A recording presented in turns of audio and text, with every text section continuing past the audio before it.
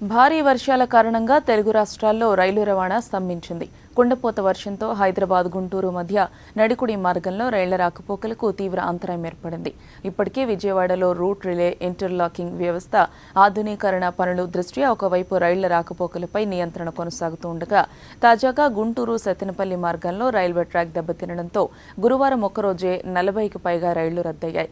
ఈ మార్గంలో చాలా ప్రాంతాల్లో వరద నీరు పట్టాల మీదుగా ప్రవహిస్తుండటంతో రైల్వే శాఖ అప్రమత్తమైంది. 7 చోట్ల రైలు మార్గాలు దెబ్బతిన్నట్టు గుర్తించి ఆ మార్గంలో రైళ్ల రాకపోకలను నిలిపివేసింది. సత్తెనపల్లి, రెడ్డిగూడెం, బెల్లంకొండ, పిడుగురాళ్ల, తొమ్మల చెరువు స్టేషన్ల మధ్య 7 చోట్ల ట్రాక్ కింద మట్టి కొట్టుకుపోయింది. అప్పటికే వివిధ ప్రాంతాల్లో ఉన్న రైళ్లను సమీపంలోని స్టేషన్లలో నిలిపేసి ప్రయాణికులకు ఎలాంటి ప్రమాదం లేకుండా ముందు జాగ్రత్త చర్యలు తీసుకుంది. మిగతా రైళ్లను రద్దు చేసింది.